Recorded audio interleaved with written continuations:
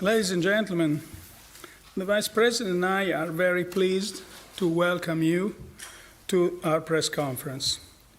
We will now report on the outcome of today's meeting of the Governing Council.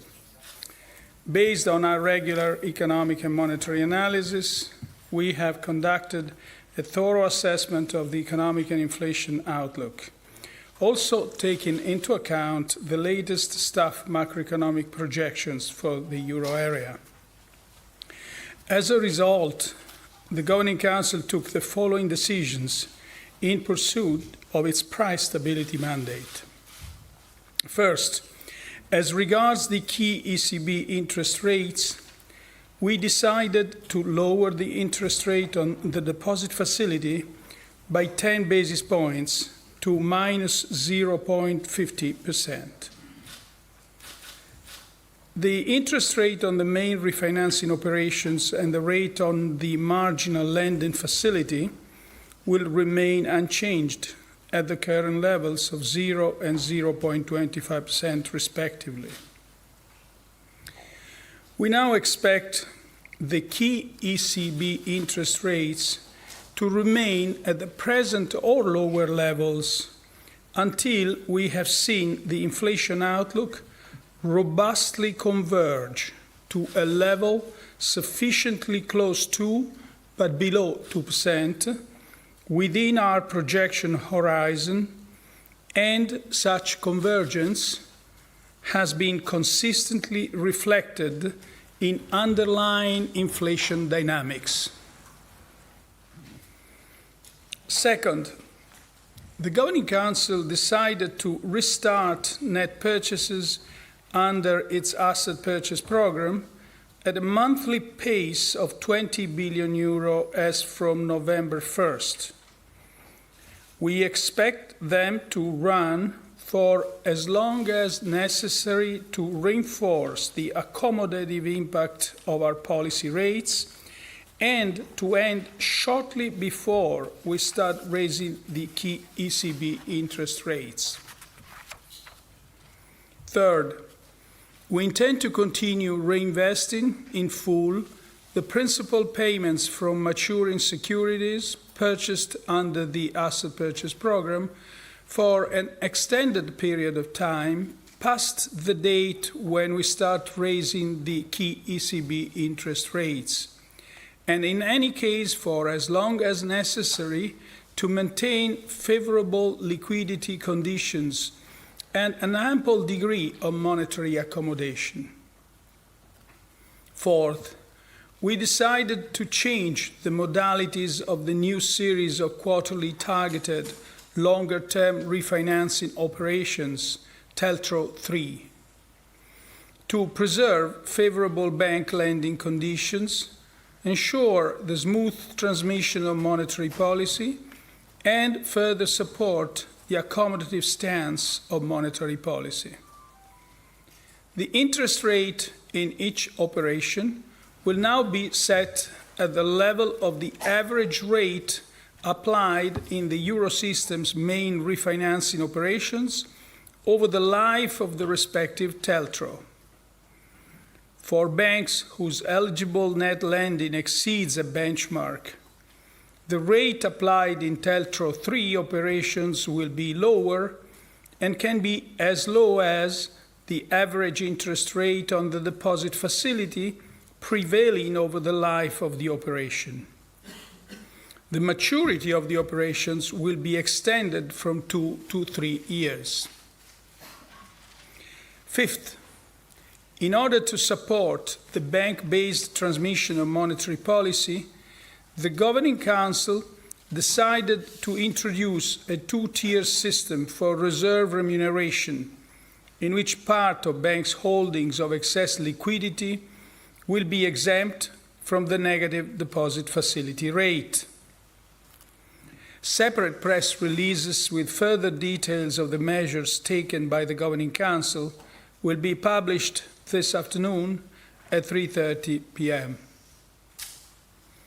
The Governing Council reiterated the need for a highly accommodative stance of monetary policy for a prolonged period of time and continues to stand ready to adjust all of its instruments as appropriate to ensure that inflation moves towards its aim in a sustained manner, in line with its commitment to symmetry. Today's decisions were taken in response to the continued shortfall of inflation with respect to our aim. In fact, incoming information since the last Governing Council meeting indicates a more protracted weakness of the euro area economy, the persistence of prominent downside risks, and muted inflationary pressures. This is reflected in the new staff projections, which show a further downgrade of the inflation outlook. At the same time, robust employment growth and increasing wages continue to underpin the resilience of the euro area economy. With today's comprehensive package of monetary policy decisions, we are providing substantial monetary stimulus to ensure that financial conditions remain very favorable and support the euro area expansion, the ongoing build-up of domestic price pressures, and thus the sustained convergence of inflation to our medium-term inflation aim. Let me now explain our assessment in greater detail, starting with the economic analysis. Euro area real GDP increased by 0.2% quarter-on-quarter in the second quarter of 2019, following a rise of 0.4% in the previous quarter. Incoming economic data and survey information continue to point to moderate but positive growth in the third quarter of this year. This slowdown in growth mainly reflects the prevailing weakness of international trade in an environment of prolonged global uncertainties, which are particularly affecting the euro area manufacturing sector. At the same time, the services and construction sectors show ongoing resilience, and the euro area expansion is also supported by favorable financing conditions, further employment gains, and rising wages, the mildly expansionary euro area fiscal stance, and the ongoing, albeit somewhat slower, growth in global activity. This assessment is broadly reflected in the September 2019 ECB staff macroeconomic projections for the euro area. These projections foresee annual real GDP increasing by 1.1 in 2019, 1.2 in 2020, 1.4 in 2021. Compared with the June 2019 staff macroeconomic projections, the outlook for real GDP growth has been revised down for 2019 and 2020. The risks surrounding the euro area growth outlook remain tilted to the downside. These risks mainly pertain to the prolonged presence of uncertainties related to geopolitical factors, the rising threat of protectionism, and vulnerabilities in emerging markets. According to Eurostat's flash estimate, euro area annual HICP inflation was 1% in August 2019, unchanged from July. Lower energy inflation was offset by higher food inflation, while the rate of HICP inflation, excluding food and energy, was unchanged. On the basis of current futures prices for oil, headline inflation is likely to decline before rising again towards the end of the year. Measures of underlying inflation remained generally muted, and indicators of inflation expectations stand at low levels. While labor cost pressures strengthened and broadened amid high levels of capacity utilization and tightening labor markets, their pass-through to inflation is taking longer than previously anticipated. Over the medium term, underlying inflation is expected to increase, supported by our monetary policy measures, the ongoing economic expansion, and robust wage growth.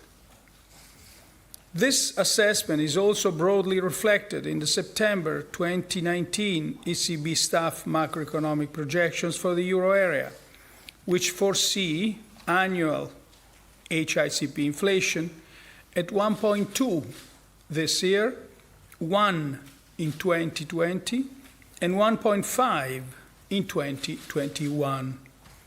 Compared with the June 2019 staff macroeconomic projections, the outlook for HICP inflation is being revised down over the whole projection horizon, reflecting lower energy prices and the weaker growth environment. Turning to the monetary analysis, broad money M3 growth increased to 5.2% in July after 4.5% in June. Sustained rates of broad money growth reflect ongoing bank credit creation for the private sector and low opportunity costs of holding M3. The narrow monetary aggregate M1 continues to be the main contributor to broad money growth on the components side. The annual growth rate of loans to non-financial corporations remained unchanged at 3.9% in July 2019. The annual growth rate of overall loans to non-financial corporations continues to be solid, although short-term loans, which are more sensitive to the cycle, show signs of weakness. The annual growth rate of loans to households stood at 3.4 in July after 3.3 in June, continuing its gradual improvement. Overall, loan growth is still benefiting from historically low bank lending rates. The monetary policy measures we've taken today, including the more accommodative terms of the new series of TLTROs, will help to safeguard favorable bank lending conditions and will continue to support access to financing, in particular for small and medium-sized enterprises.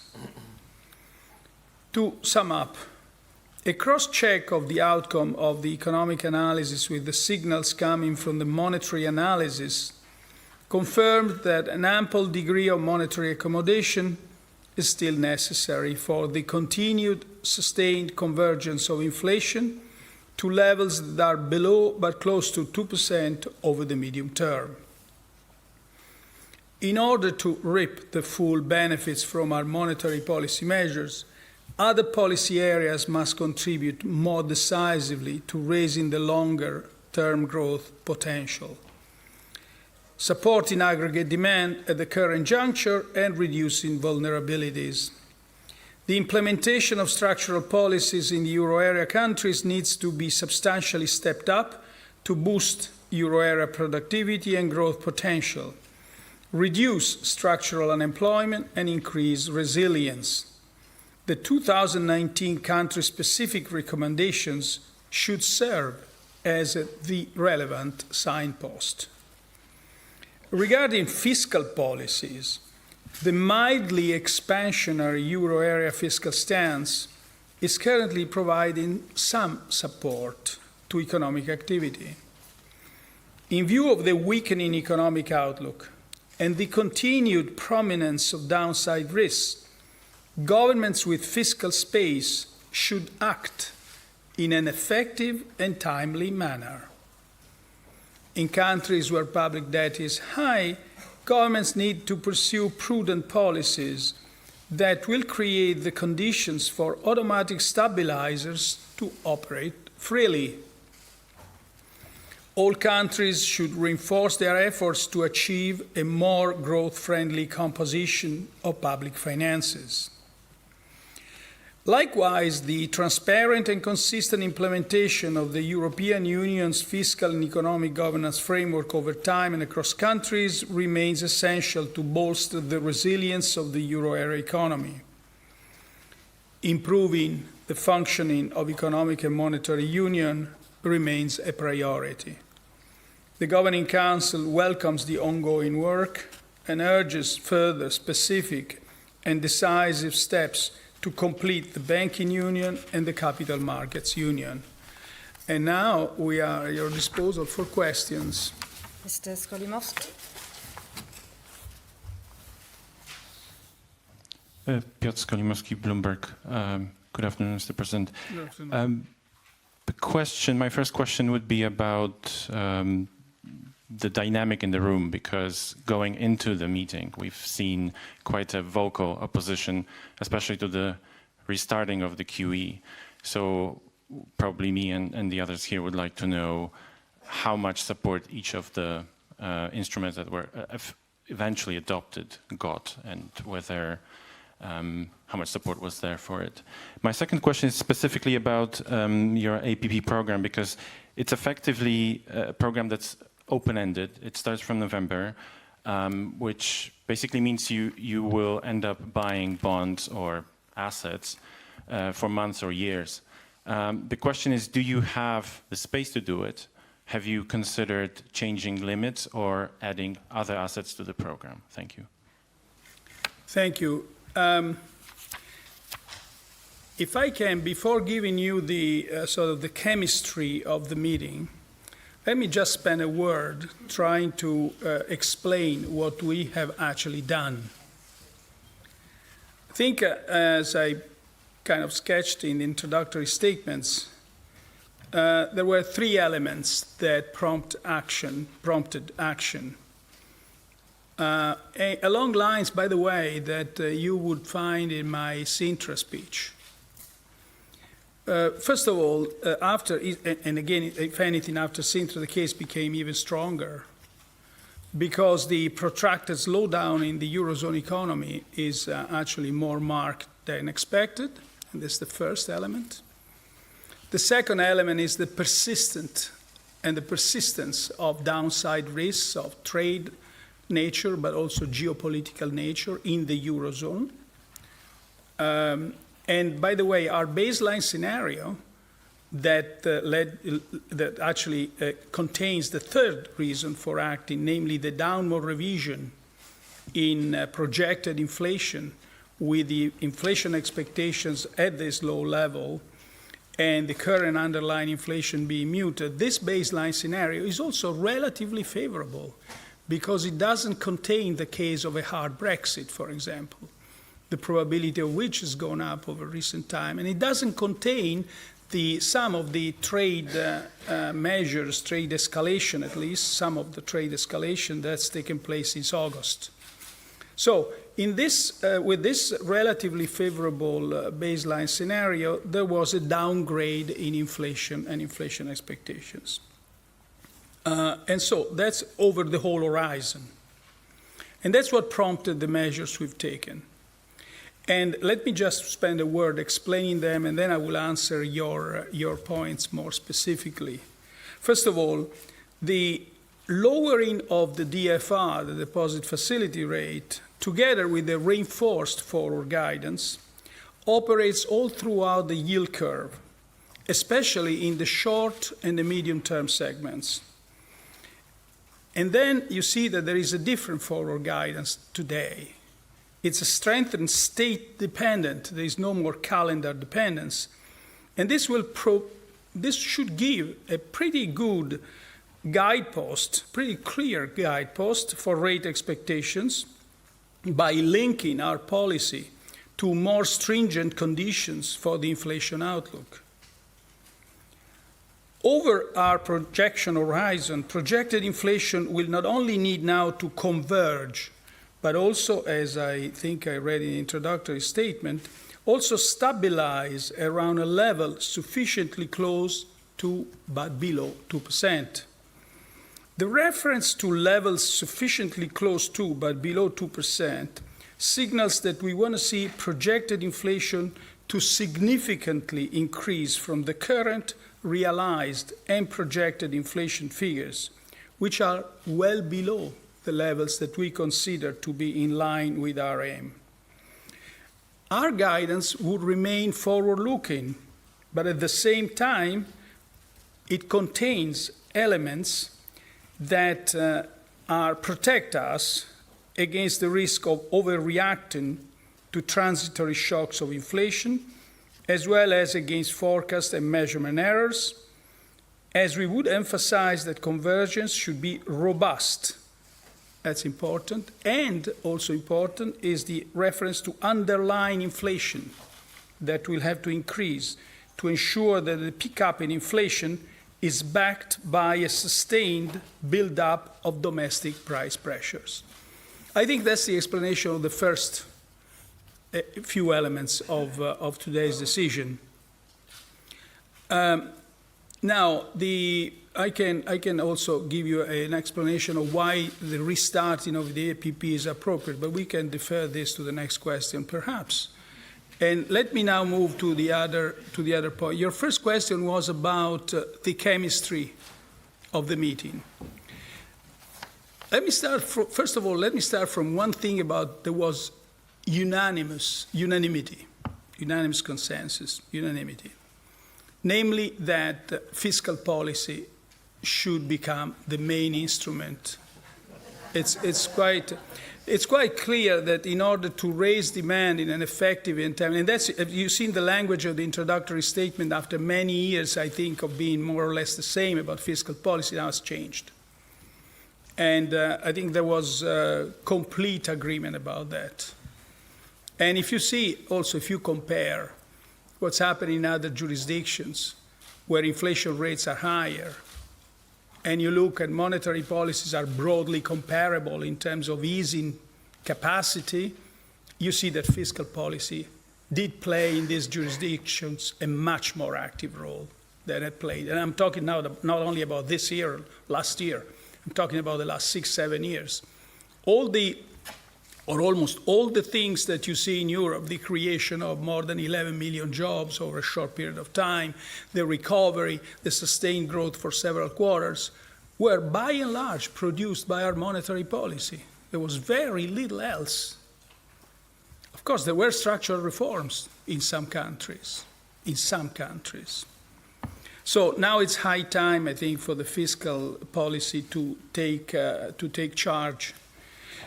Second, there was a broad agreement on the parts concerning forward guidance and the rate cut and the reinvestment and the TLTRO. So you can see that that part was by and large agreed. And then there was, of course, more diversity of views, as it was vastly pre-announced by statements on all newspapers, wires, television, and so on. There was more diversity of views on APP. But then in the end, the consensus was so broad there was no need to take a vote. So the decision was, in the end, showed a very broad consensus. As I said, there was no need to take a vote. There was such a clear majority that. So let me now say one word about where the main differences actually lied in the discussion. I think there was, again, a full agreement about the need to act. But the difference of views were about the severity of the outlook. In other words, the majority of the Governing Council believed that the outlook was deteriorating as I said, in a way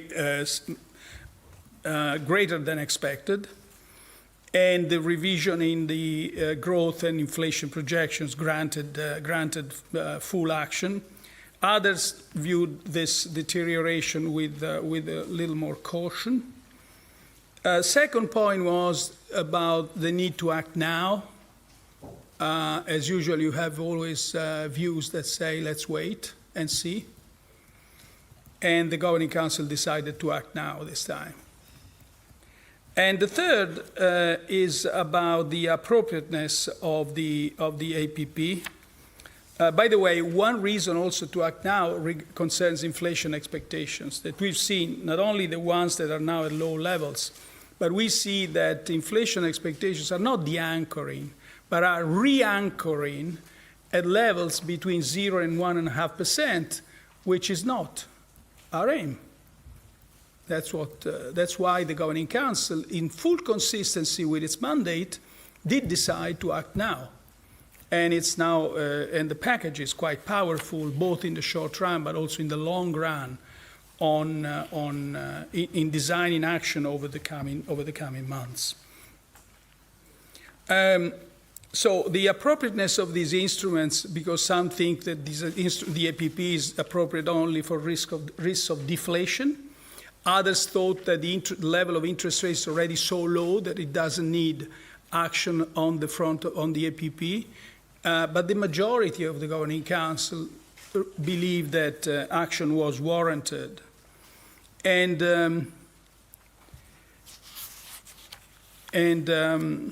so that was the chemistry, basically. Now, the limits. There was no appetite, frankly, to discuss the limits for one good reason, because we have a relevant headroom to go on for quite a long time at this rhythm without the need to raise the discussion about limits. I think I will stop here. Ms. Weisbach? Annette Weisbach, CNBC.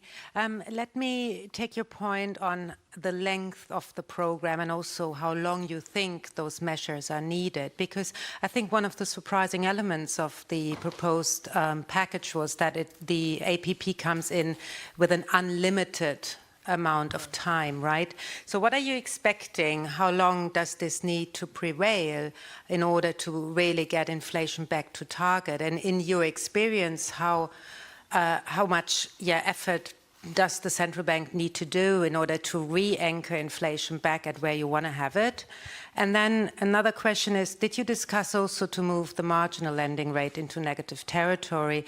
And is that an option which could be a next step? And why didn't you do it? Kind of enlarging the corridor now. Thank you. Thank you. I mean, as far as the first question is concerned, we really think this package is adequate to re-anchor inflation expectations. And by the way, again, if I may repeat myself, if fiscal policy had been in place or would be put in place, the side effects of our monetary policy would be much less, the action of our decisions today would be much faster, and therefore the need to keep in place some of these measures would be less. So we believe this package to be adequate. Your other question was about whether we discussed. No, we didn't.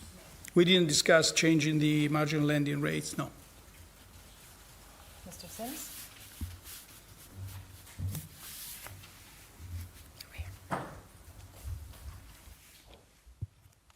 Mr. Draghi, going into today's meeting, how many members early on in the meeting were actually against quantitative easing? And even though you didn't take a vote in the end.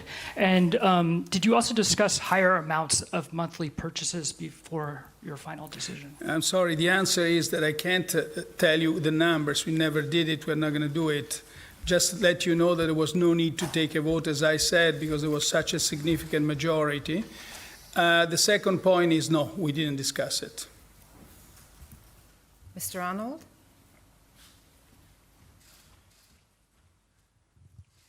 Can you address this issue of how long the asset purchase program will last? The markets seem to be assuming that this is QE ad infinitum.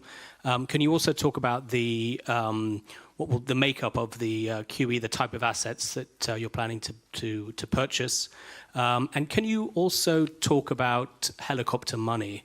And what's your view on whether there could, in the future, be a need for direct action? Okay. There was no discussion about the type of assets, meaning that by and large it's going to be the same we purchased in the past. Now, with helicopter money, I got to be very cautious, because last time I was asked this, was about a year and a half ago.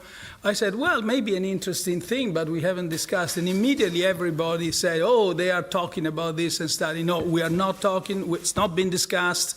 It's not an option that we considered. Ms. Mastrobuoni? Yes, Mr. President, you will forgive me if I read your tweet. It's from Donald Trump.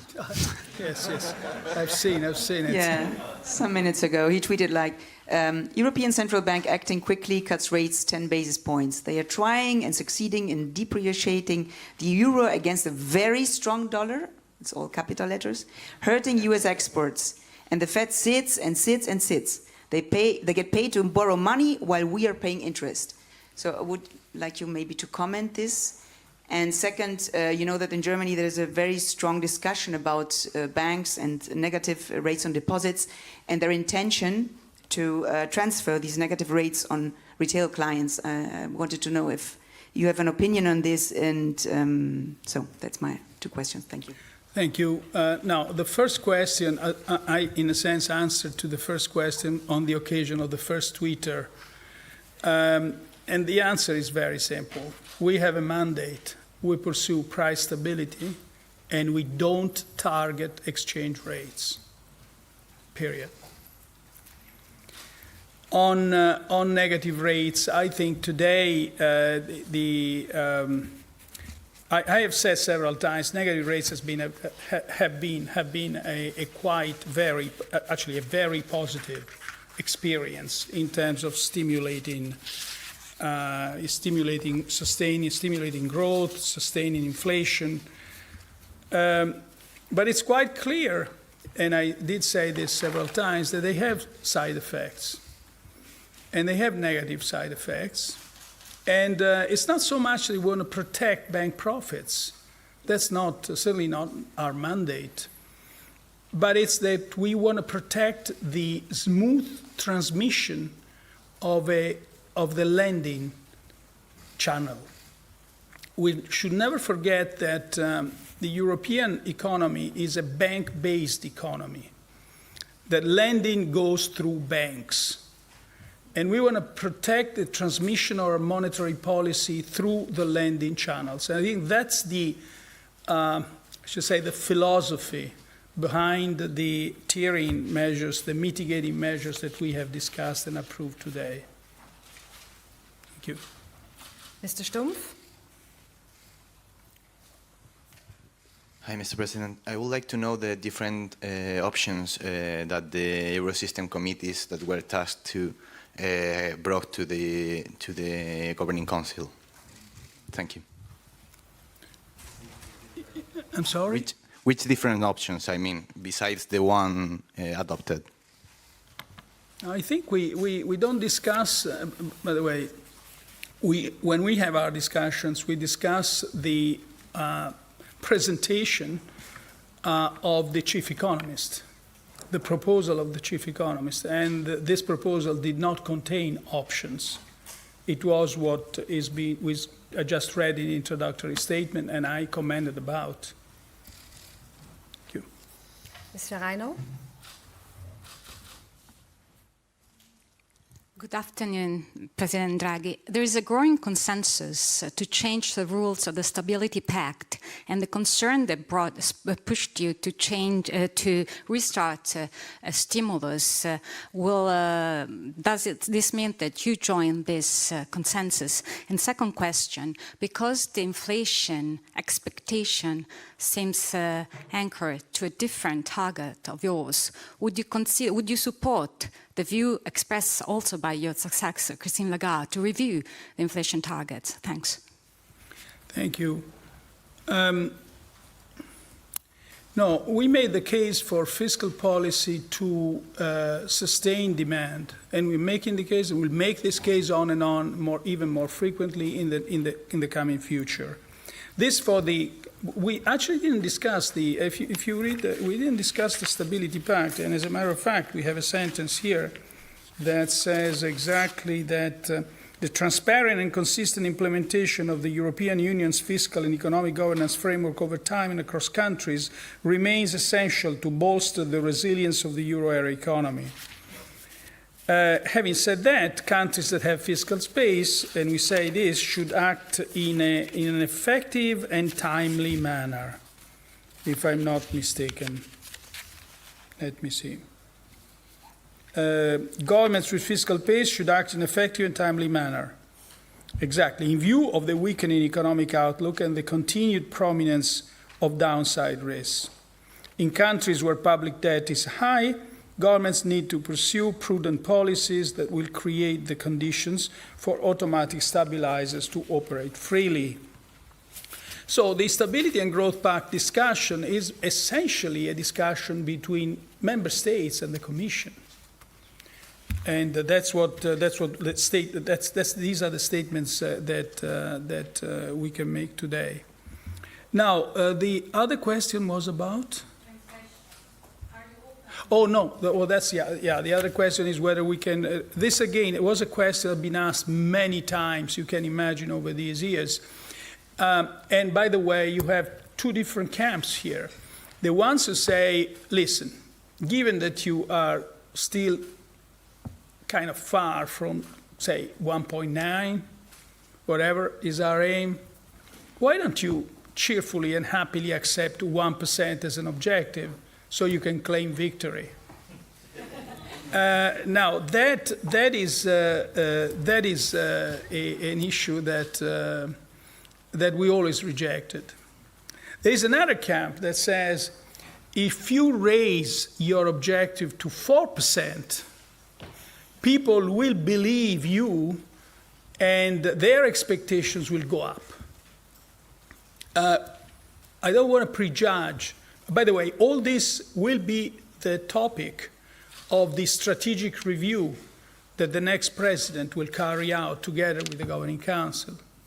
The reasons why we, during my tenure, we always objected to changing the target. By the way, the reasons are different whether you go up or you go down.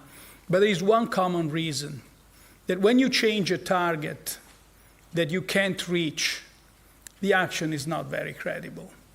If you can't reach 2, why do you want to go to 4? And if you, and on the other hand, to change the other side would have other drawbacks. And so, for a variety of reasons, so we've always refrained from changing this. But this, as I said, is going to be one of the topics of this strategic review.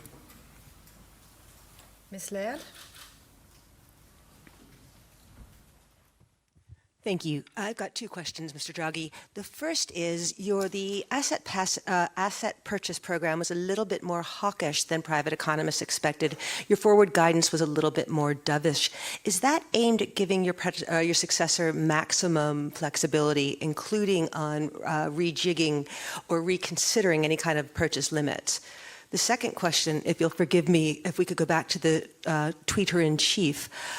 Would any efforts by the U.S. to directly or indirectly weaken the dollar complicate your goals? And do you have any specific reaction planned should the U.S. intervene to weaken the dollar?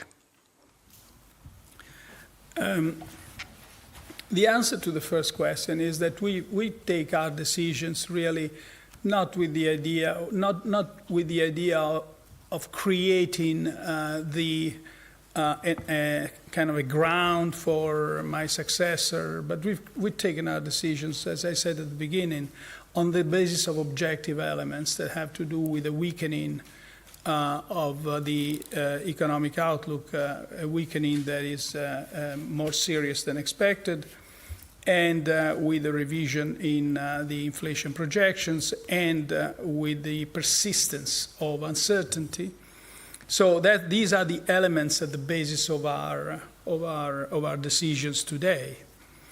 Now, on the second question, we stick with the G20 consensus, namely that we will never pursue competitive devaluation. So we expect that all the G20 members would underwrite the same consensus.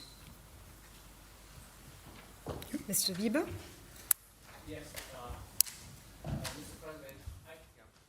Thank you, Mr. President. I was quite surprised that a lot of economists who didn't talk that way and in the past are now changing their opinion and are questioning whether the side effects of the monetary policy, the negative side effects, will sometimes very soon be bigger than the benefits. So do you see any point in the future where this could happen? I think that this concern is very well placed.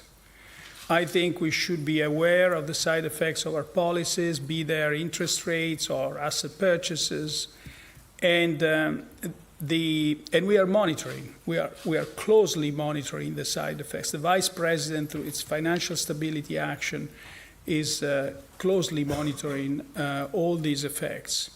So we are keenly aware. Now, to many of these side effects, the answer is not to change monetary policy, but rather implement specific macroprudential policies.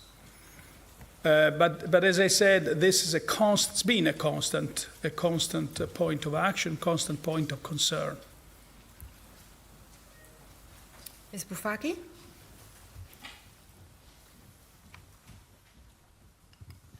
Isabella Buffacchi from Sole 24 Ore. I have two questions.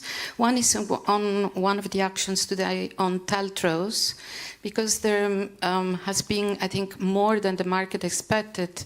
They're longer, and there is not the 10 basis point on the top.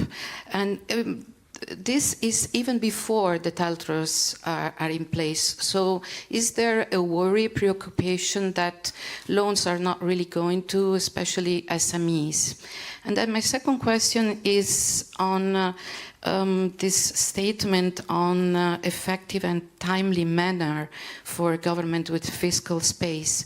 Today, a very important think tank in Germany saw a recession on the horizon of Germany.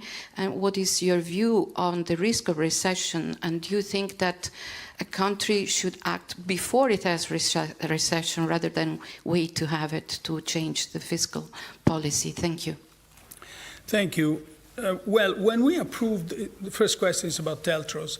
When we approved the TLTROs, basically, if I remember correctly, there were two criteria. The first was to ensure that our monetary policy would be transmitted through the bank lending channel, and the second would be that those conditions would be dependent on the macroeconomic outlook, which has worsened since we approved the TLTROs, and therefore there has been an adjustment in the TLTROs conditions. The second point is about recession. We still think the probability of a recession for the euro area is small, but it's gone up.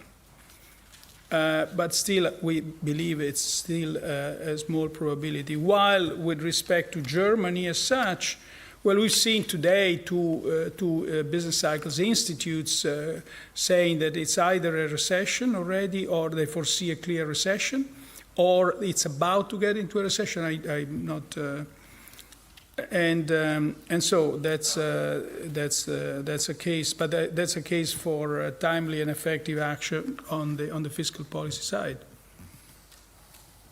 By the way, let me say something I've said many times. It's in a sense easy to make recommendations to governments to do this and to do that. So in doing so, and you know this, I've said this many times, we've got to be extremely humble. It's something that we should say because the instruments ought to be activated. As I said, everybody was unanimous about that today. But we should also be aware that there are objective and specific difficulties about doing this in different countries, by the way. Mr. Bonderman? Thank you.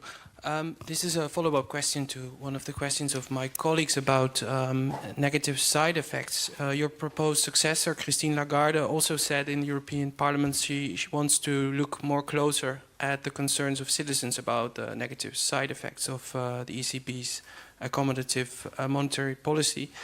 And one of such side effects is, of course, the severe pressure on pension funds through continuing low rates. It seems increasingly likely that large Dutch pension funds will have to cut payouts.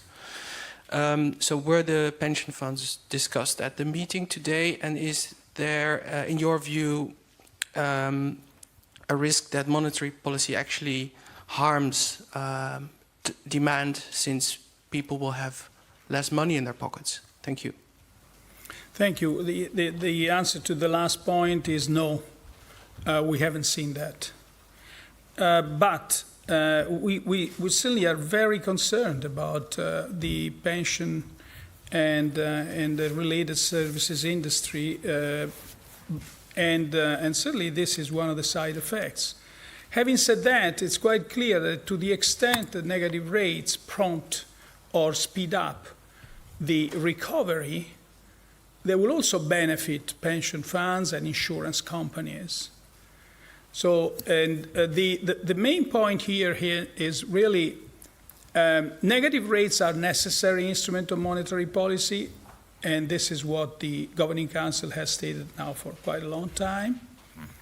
It has created a lot of positive effects. How do we speed up these effects so that interest rates can go up again? And the answer is, once again, is fiscal policy at this point. By the way, as a matter of fact, I understand the Dutch government has a 50 billion investment program, and that's a good time to activate it. Thank you. Mr. Huyton, please. Luke Huyton, Market News. Mr. Draghi, can you say a little bit more about the motive for making the duration of the asset purchase program contingent on the first rate hike? And my second question was, you said that interest rates will remain at their present or lower levels until inflation not only converges, but stabilizes. Was the possibility or the desirability of inflation stabilizing temporarily above 2% discussed? Would you be against that, and if so, why? Thank you. The answer to the second question was not discussed. So we really stuck with that definition, and with the aim as it has been expressed. And the symmetry means that we react to inflation rates that are below our aim with the same strength we would react to inflation rates which are above our aim. It seems obvious, but evidently it needed to be restated. So now, concerning the asset purchase program, let me just say a few things. First of all, it has a larger impact on longer-term rates and provides further support to the funding costs that matter for business and households. Also, with this formulation, the horizon of net purchases dynamically adjusts to changes in our interest rate forward guidance, and therefore works in the background to keep a lid on medium to longer term interest rates. So you see the two instruments interact together. By adding to the stock of assets and reinvesting for longer, we can postpone an undue tightening in term premia, which mechanically occurs as the APP's portfolio loses average duration. In addition, APP net purchases have strong signaling effects and wealth effects on the balance sheets of banks and other entities. And the APP tends to have a more powerful effect on the formation of inflation expectations by demonstrating our commitment to use all instruments in pursuit of our aim. You remember me saying this, that all instruments were on the table, that were all ready to be used. Well, today we did it. Mr. Rasch. Michael Rasch, Neue Zürcher Zeitung. Mr. President, again on the side effects, was there today in the Council a longer discussion about the proportionality of the program given the possible side effects? And which side effects are concerning you personally most? Thank you. There was certainly a discussion about the proportionality, but it did not concern so much the negative rates. In other words, the consensus was, I would say, very, very, very broad on cutting the rates. So the proportionality discussion was mostly focused on the restarting of APP, where frankly the side effects are less visible. They may be there, but they are less visible than cutting the rates for the reasons that we have discussed before. Mr. Jakisch? I'm sorry, you asked another question? Oh, well, I think I expressed that before. We should not, we should be very aware of these side effects. In fact, one of the answers we have is that with the tiering measures that we approved today, we're trying to protect the transmission of our monetary policy through the bank lending channel from some side effects that the negative rates might have. That's one example of answers. Of course, there are many other side effects we should be aware that go beyond banks, as it was asked to me a moment ago. Thank you. Mr. Jakisch? Klaus Jakisch, ARD German Television. Mr. President, I also would like to touch on the decrease of the deposit facility rate. I do very well understand that the Governing Council is not too much interested in the profitability of the banking system. But on the other hand, aren't you concerned that there is maybe a lack of confidence in the population when it gets in the lack of confidence in the ECB of the population, if it gets a feeling that parts of the costing of the financial crisis are more and more shifted to them? And the second question, as you are aware, the CEO of the Deutsche Bank recently said on a conference that if the ECB is continuing this type of money policy, it may lead or will lead to a destabilization or a collapse of the financial system. What do you say to this comment? Thank you very much. Thank you. Thank you. First, the first question. We certainly are aware of the side effects, the negative side effects on the people, especially in those parts of the Eurozone where the negative rates are being passed to corporate, so far as I understand, it's corporate depositors. And but it's an increasing percentage of them that is actually doing so. So we are concerned. And part of the reasoning about this is, again, which has to do with the transmission of our monetary policy.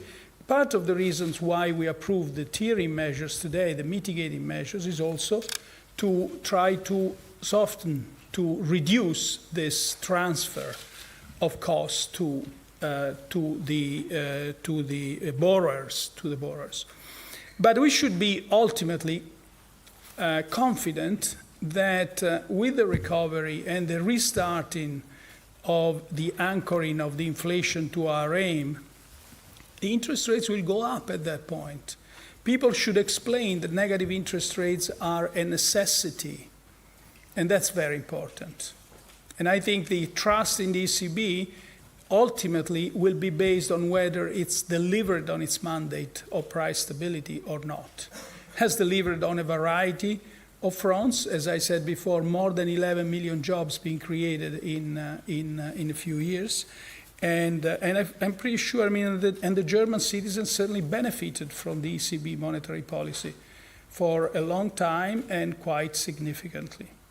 Now, the second point is about the comments made that negative rates are clearly, it's something, banks would like to have positive rates, unquestionably.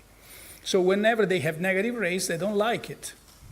But I wouldn't go as far as saying that negative rates will cause the collapse of the financial system, because before getting there, one has to look at other things of our banks. For example, the cost-income ratio.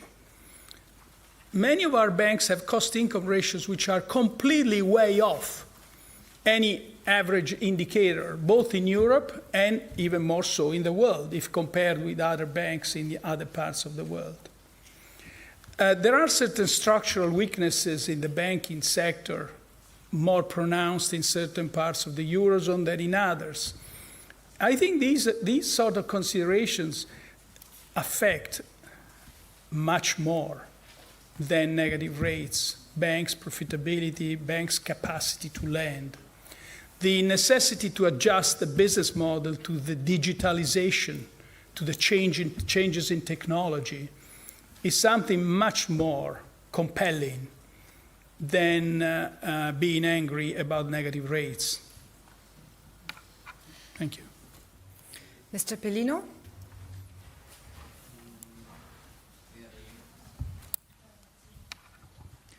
Rino Pellino from RAI Italian Television. Mr. President, actually Germany is the country that has the biggest play role to make expensive fiscal policies. Italy, on the other side, is a country that would boost the expenditure, but has the necessity to consolidate the situation. How do you think that the package that you decided today can be useful for both these so different situations? Well, I must confess we haven't discussed this side of the usefulness of our package for one good reason, that our package is not meant to finance government deficits. Our package would be in full respect of the treaty which forbids monetary financing. So our objective is price stability, and we want to deliver on our mandate. So which country would benefit, which country would be more comfortable with the present package was not an issue of discussion today. Thank you. Final question goes to Mr. Ewing.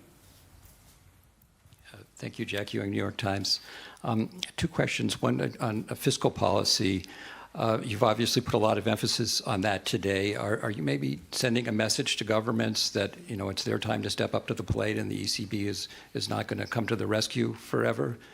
And then a related question. You may be aware of a paper that was published by BlackRock recently. One of the authors was Stanley Fischer, your thesis advisor, which called for central banks to start thinking about putting central bank money directly in the hands of citizens. And I heard your answer earlier to helicopter money, but if governments don't step up to the plate, isn't that something that the ECB needs to consider? Thank you. Thanks. The first question is definitely yes. And the second question, all these innovations in monetary policy need to be looked at and studied and thought over. These are big changes in the way monetary policy works. And we have not discussed this. They may be part of this strategic review in the future. But at this present point, the Governing Council never discussed.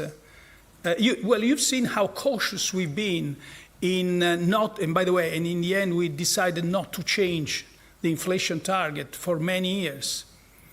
And so now these are momentous changes in the way not only monetary policy, but the whole economy is supposed to work. Also, let's keep in mind all the times that giving money to people in whatever form, it's a fiscal policy task. It's not monetary policy task. Thank you.